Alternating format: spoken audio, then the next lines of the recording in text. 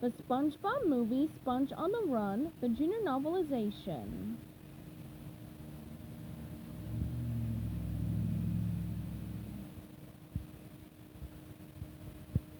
Chapter 19. SpongeBob and Patrick stumbled onto the stage, shoved from behind by the stage manager. They stood there in silence, staring out at the audience staring back at them. They tried playing patty cake, slapping their hands together. They ended by making armpit farts with their hands in their armpits. Silence. Patrick! SpongeBob whispered. Let's give him our old song from camp! Will always be true to you, Camp Coral? Patrick whispered back. No! SpongeBob whispered. Aka waka macamia! Oh, right, Patrick said, grinning. They launched into the song they won the Campy Award with all those years ago. They sang, they danced, they did patty cakes, they bumped butts, and they built to a big finish, striking a pose with their arms stretched wide open. Silence. But then, laughter! The audience was roaring with laughter, and up in his box seat so was King Poseidon. Laughing and applauding, the ruler shouted, Bravo! Patrick and SpongeBob spotted him, but then the king caught a glimpse of himself in the mirror and gasped, Left lines! Chancellor! Get me my... But before the king could even finish his command, Chancellor rushed over with Gary, who meowed. Poseidon took Gary and rubbed him against his face. Gary! SpongeBob and Patrick cried. They jumped off the stage and leaped from table to table, making their way toward the king's balcony box. Gary! I'm coming, buddy! SpongeBob shouted, hopping across the audience members' tables. Excuse me! Sorry! My bad! To reach Poseidon's box, Patrick stood on a lounge patron's head, and then SpongeBob stood on Patrick's head. SpongeBob managed to peek over the railing of the balcony box. Poseidon looked alarmed, but SpongeBob spoke. Hi there, he began. Excuse me, King Poseidon, sire, but there's been a misunderstanding about Gary. Poseidon seemed confused and offended. Gary? Gary, SpongeBob repeated. Meow, Gary said. Gary? Poseidon asked again, still not knowing who SpongeBob was talking about. The snail you're rubbing all over your face right now, SpongeBob explained. King Poseidon looked at Gary. Nonsense, he said. The snail's name is Fred. Now it was SpongeBob's turn to look confused. Fred? You renamed Gary? Fred, Poseidon said. Gary, SpongeBob said, reaching for a snail. Fred. Gary. Fred. Gary. Fred. Gary! Throughout the argument over Gary's name, SpongeBob and Poseidon had a tug of war with Gary, pulling him back and forth. Finally, SpongeBob lost his grip and fell back down to the tables, taking Patrick and the lounge customer with him. Wah! Ow! Poseidon pointed over the edge of the balcony at SpongeBob and Patrick. Guards! Seize them! Guards quickly grabbed SpongeBob and Patrick. Gary! Gary! SpongeBob called to his snail friend. Gary loves me, and I love him! Meow! Gary agreed as the guards hauled SpongeBob and Patrick away. Meow!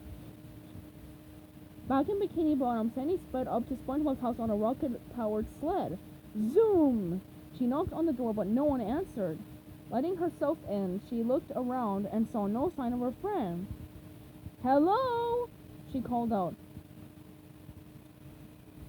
SpongeBob, get your co-pilot goggles, dude, 'cause we're going sledding. SpongeBob? Hello? She looked in SpongeBob's shower. SpongeBob? She looked in his refrigerator. Hey, you in here? Splat! An unrecognizable piece of food collapsed. Whoa! Sandy said, backing away. She looked in his bedroom. SpongeBob? A framed picture of herself and SpongeBob as children at Camp Coral sat on the dresser. She picked up the picture and studied it, remembering those happy days. Sandy wiped a tear from her eye, then got a determined look on her face. In the Krusty Krab, Mr. Krabs glumly flipped menus into a wooden barrel. Squidward read a fan magazine about his favorite clarinetist, Kelpie G. Cindy burst in through the front door. "Oh, rat!" she barked. "What did y'all do with SpongeBob?" Squidward looked up from his magazine. "We don't know where he is, Sandy. He hasn't been here in days." Sandy wasn't buying it. "Don't you play coy with me, cephalopod!" she snapped at Squidward. Then she turned to Mr. Krabs. "And you, arthropod, start talking! Where is he? Tied up in the basement? Stuffed in your trunk?" Mr. Krabs shook his head sadly. "Nay, I can never harm the lad. His absence has taught me that much. But I'm not talking about the money I'm losing with him gone. Well, maybe I'm talking about that a little. Okay, 50% talking about the money, and 50% I truly miss the boy." "I hate to admit it," Squidward said, "but things just aren't the same without him." "There's no denying it," Mr. Krabs agreed. "We need SpongeBob." "Did anyone ever stop to think he might need us?" Sandy asked. Right at that moment, a news report came on the TV. "Perch Perkins," said a reporter, "coming to you live from the lost city of Atlantic City." He stood right in front of Poseidon's palace. Speaking into a microphone, he gestured to the ornate building behind him. "I'm standing outside King Poseidon's palace and casino, where 2 suspects have been taken into custody tonight after trying to attack the royal snail." The screen showed mugshots of SpongeBob and Patrick and a picture of Gary sitting on a beautiful silk cushion. Then a video of SpongeBob and Patrick performing Aka Waka Maka Mia started playing. "The Sponge and the Sea Star were impersonating a lounge act," the reporter continued, when they made an attempt on Poseidon's prized mollusk. The TV showed Poseidon rubbing Gary on his face. "It's Gary!" Mr. Krabs, Sandy, and Squidward all cried.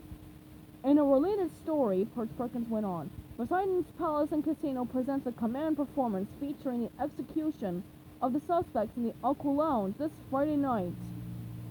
Mr. Krabs jumped to his feet, outraged. "Execution of the suspects?" he sputtered. "What happened to the habeas swordfish?"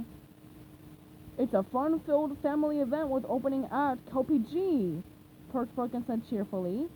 "One performance only. Tickets still available." "We gotta go help them," Sandy said. "We embark immediately," Mr. Krabs agreed. "Mr. Squidward, are you coming?" "Fat chance," Squidward said. Then he added, "Fat chance I miss a Kelpie G performance? I'm in!" "To the Pattymobile!" Mr. Krabs bellowed.